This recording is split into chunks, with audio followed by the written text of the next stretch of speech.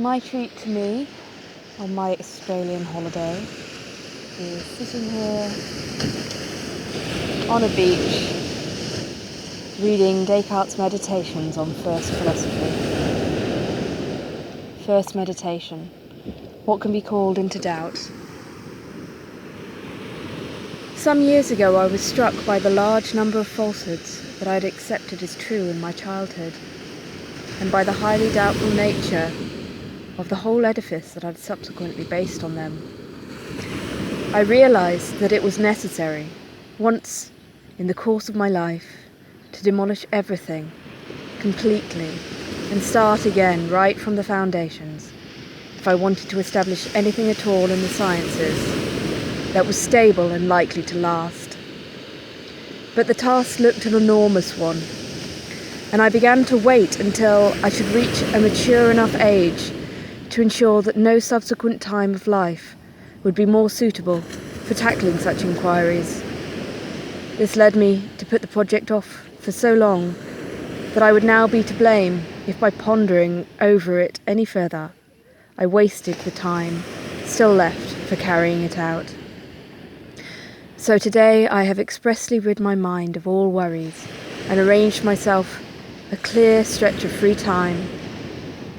I am here, quite alone, and at last I will devote myself, sincerely and without reservation, to the general demolition of my opinions. But to accomplish this, it will not be necessary for me to show that all of my opinions are false, which is something I could perhaps never manage. Reason now leads me to think that I should hold back my assent from opinions which are not completely certain and indubitable, just as carefully as I do from those which are patently false. So, for the purpose of rejecting all my opinions, it will be enough if I find in each of them at least some reason for doubt. And to do this, I will not need to run through them all individually, which would be an endless task. Once the foundations of a building are undermined, anything built on them collapses of its own accord. So I will go straight for the basic principles on which all my former beliefs rested.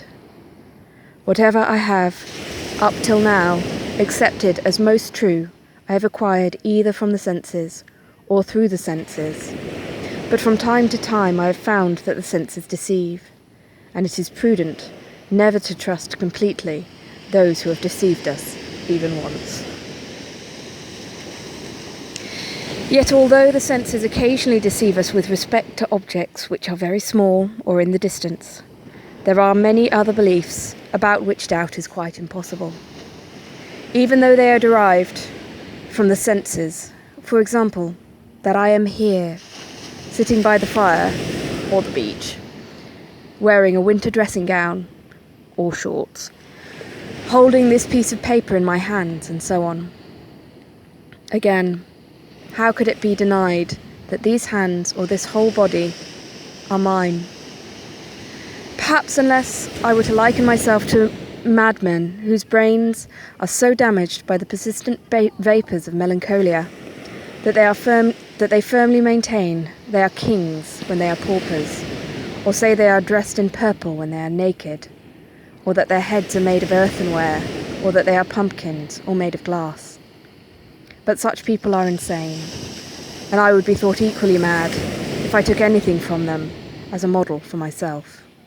A brilliant piece of reasoning is if I were not a man who sleeps at night and regularly has all the same experiences while asleep as madmen do when awake. Indeed, sometimes even more improbable ones. How often asleep at night am I convinced of just such familiar events, that I am here in my dressing gown, sitting by the fire, when in fact I am lying undressed in bed. Yet at the moment my eyes are certainly wide awake. When I look at this piece of paper, I shake my head and it is not asleep. As I stretch out and feel my hand, I do so deliberately, and I know what I'm doing. All of this would not happen with such distinctness to someone asleep. Indeed, as if I did not remember other occasions when I have been tricked by exactly similar thoughts while asleep. As I think more carefully about this, I see plainly there are never any sure signs by means of which being awake can be distinguished from being asleep. The result is that I begin to feel dazed, and this very feeling only reinforces the notion that I may be asleep. And I'll leave it there because the dreaming argument is my favourite anyway, and the first meditation is far longer than that. But I just wanted to come here to the edge of the world, or the Pacific Ocean as the case may be, and read my favourite little piece of philosophy. It's beautiful here, so we will now just scan the bay and the sunlight in the sky.